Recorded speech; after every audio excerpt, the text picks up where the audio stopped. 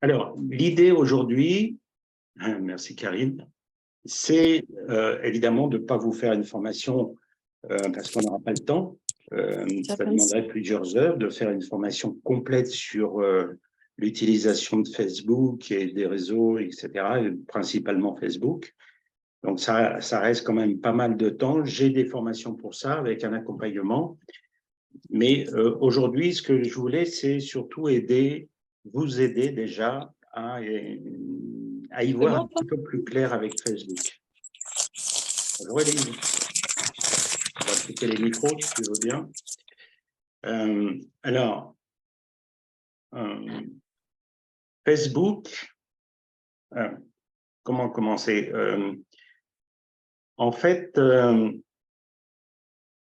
alors première chose déjà, je crois qu'il y a pas mal de personnes qui ne me connaissent pas. Je vais peut-être me présenter, ça va peut-être me libérer un petit peu le cerveau.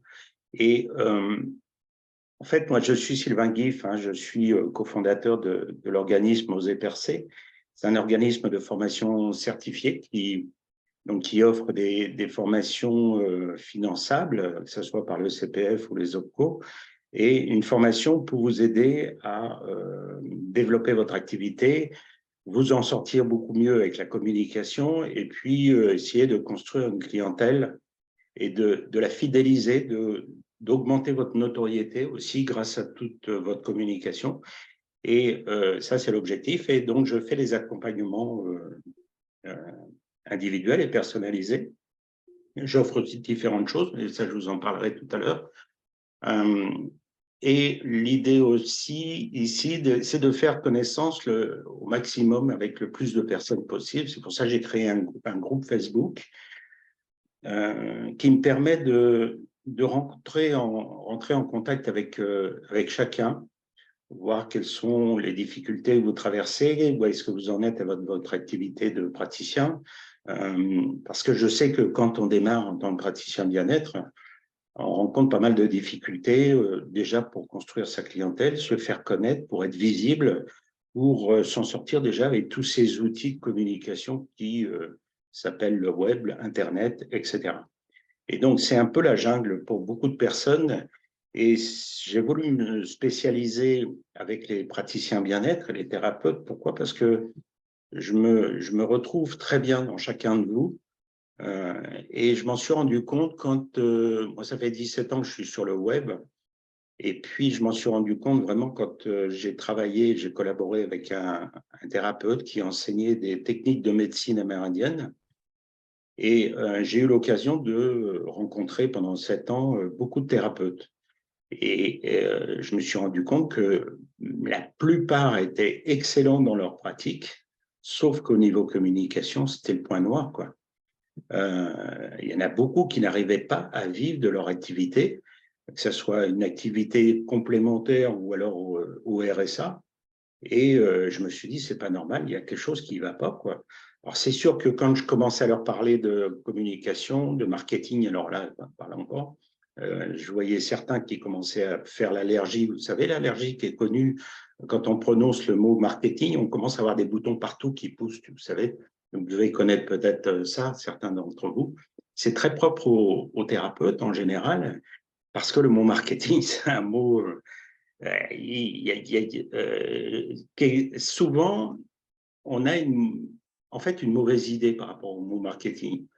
On a une connotation en arrière-plan qui est forcing, vente, qui est, ouais, je veux pas forcer, je veux pas obliger les gens à prendre un service avec moi, je veux forcer personne, je veux que les gens viennent. Bah oui, ça c'est bien. Sauf que ça part d'un bon sentiment, puisque de toute façon, vous êtes déjà dans le bien-être. Donc, je comprends l'appréhension que beaucoup de personnes peuvent avoir. J'ai fait une liste, vous avez vu peut-être dans mes derniers posts, une liste de toutes les peurs qu'on peut avoir quand on est praticien, à vouloir se faire connaître. Et c'est une liste que j'ai faite moi-même parce que c'est factuel, quoi. En fait, c'est ce qui est réel. À chaque fois que j'ai discuté avec un thérapeute, il y en avait une de ces listes-là qui apparaissait. Et donc, eh bien, je me suis rendu compte qu'en fin de compte, il y a des objectifs contradictoires souvent. C'est-à-dire qu'on se met en tant qu'indépendant, c'est bien, mais un indépendant qui n'a pas de clientèle, ça ne marche pas. Vous êtes d'accord avec moi? Et pour avoir une clientèle, pour construire une clientèle et qui soit fidèle, en plus de ça, eh bien, qu'est-ce qu'il faut faire? Il faut utiliser ce qu'on appelle la communication. Alors, la confusion, je vais mettre un petit peu au clair avant d'attaquer le sujet de Facebook. Mais ce qu'il faut savoir, c'est que d'ailleurs, vous en sortirez mieux avec Facebook après ce que je vais vous dire là. Mais il y a 3 mots pour lesquels il y a énormément de confusion. C'est-à-dire qu'il y a le mot vente, il y a le mot marketing et le mot communication. Alors, souvent, on fait un amalgame de tout ça. C'est-à-dire que oh, c'est quelque chose de commercial. Non, ça ne m'intéresse pas. Moi, je suis dans les soins. Ben oui, mais pour être dans les soins, il faut une clientèle. Et cette clientèle fait quoi? Elle va générer un chiffre d'affaires parce qu'elle va venir vous voir et vous payer un service. Et ce chiffre d'affaires va vous laisser un revenu à la fin du mois. Il ne faut pas espérer être indépendant et ne pas s'occuper de cette clientèle correctement, parce que sinon, il n'y a pas de revenus. C'est ça la différence quand on est salarié et quand on est indépendant. C'est qu'en tant que salarié, bien sûr qu'on va s'occuper, on va mettre toute notre énergie sur notre savoir-faire, sur ce qu'on a besoin de faire. Notre travail, on est employé pour ça. Okay, et souvent, le revenu à la fin du mois, on n'a pas besoin de s'en occuper parce qu'on sait qu'il est automatique. Donc, nos priorités ne sont pas sur le revenu. Nos priorités sont sur notre savoir-faire, ce qu'on a besoin de faire. Et vouloir uniquement exercer une activité d'indépendant praticien, si on veut uniquement se concentrer sur notre savoir-faire, ben, ça ne fonctionne pas. On a une activité qui est boiteuse. Pourquoi? Parce qu'on ne prend pas soin d'une clientèle, on ne prend pas soin de communiquer qu'on existe, qu'on est visible, etc. Et du coup, eh bien, la fin du mois est toujours difficile à cause de ça. Aussi, il y a des fois, une des erreurs que j'ai vues souvent qui était commise, c'est qu'on tombe sur des petites formations qui nous apprennent à manier une tactique, c'est-à-dire qu'on a par exemple la publicité Facebook, on va aussi tomber sur quelqu'un qui nous apprend à faire des vidéos. Mais tout ça, c'est des petites choses, des outils, mais si ce n'est pas mis dans une stratégie globale, ben, ça ne fonctionne pas non plus. Pourquoi? Parce que ce sont des outils qui ne sont pas forcément adaptés à notre personnalité, déjà d'une part, qui ne vont pas forcément fonctionner pour nous. Pourquoi? Parce qu'ils ne sont pas pris dans une stratégie globale. Et ça, c'est un des points que j'aurais voulu vraiment travailler le plus possible avec le plus possible de thérapeutes. Pourquoi? Parce que quand on met une stratégie en place correcte, eh ben, ça fonctionne.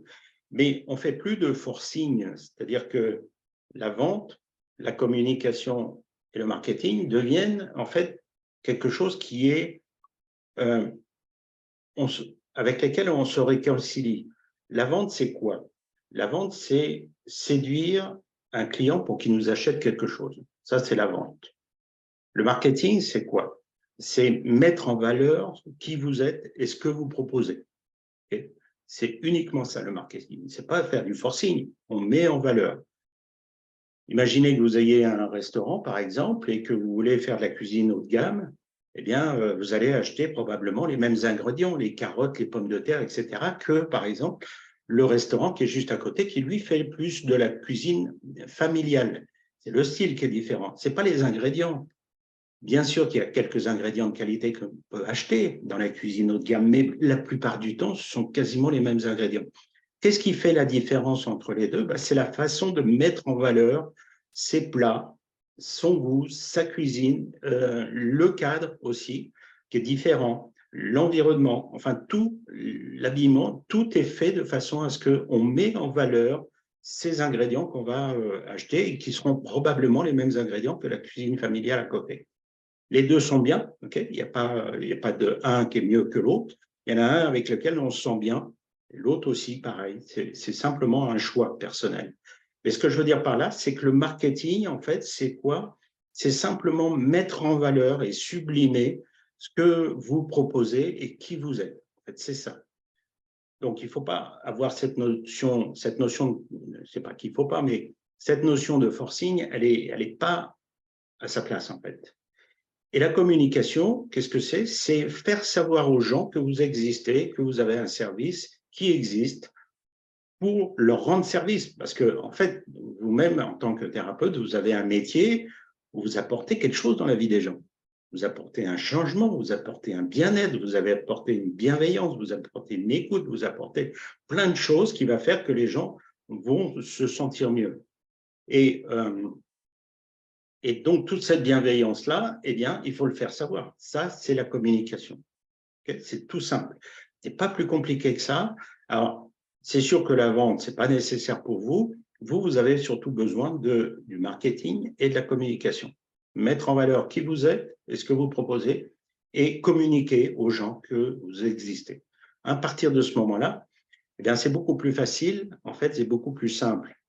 Et j'ai une stratégie que je vous montrerai, mais vous allez voir que le principal, c'est de travailler en premier sur votre identité et votre identité de marque en tant qu'entreprise. Quand on fait ça, on attire beaucoup plus facilement. Vous savez que déjà, on attire les personnes qui nous ressemblent, qui ont une résonance avec nous. Okay, on attire qui on est. C'est Costa qui disait dans un commentaire dernièrement, justement, ou je ne sais plus, c'est Sylvia, enfin je ne sais plus, mais en tout cas, merci pour vos commentaires, mais on attire les personnes qui nous ressemblent, c'est normal. Et quand vous faites ça et que vous avez mis en valeur en fait votre identité de marque, eh bien vous allez voir que c'est comme un aimant qui se met à se recharger et on attire les bonnes personnes en fait. Et de vouloir en tant que thérapeute, praticien, essayer de prendre comment faire une vidéo, prendre un outil un peu à droite à gauche, une tactique, c'est un peu comme de vouloir prendre un aimant et essayer de attirer le plastique, le bois, le cuivre, le tissu, etc. Alors, souvent, on va piocher un petit peu à droite, à gauche, en se disant, bah, j'ai un aimant, ça devrait attirer, ok. Sauf qu'on n'a pas compris que l'aimant, il n'attire uniquement qu'une seule sorte de matière, le fer. Et vous, en tant que thérapeute, vous allez attirer uniquement une seule sorte de personne, qu'on appelle souvent le client idéal. Mais cette personne-là, vous allez voir qu'elle elle fait résonance avec vous. Et quand on crée cette identité de marque, c'est là que c'est important parce que ça va résonner. Et le client, automatiquement, quand il va passer vers vous voir ou qu'il va savoir que vous existez, ben, ça résonne et il devient beaucoup plus facilement client. En fait, c'est ça le marketing et la communication. C'est pas courir après des clients, c'est pas faire tout ça.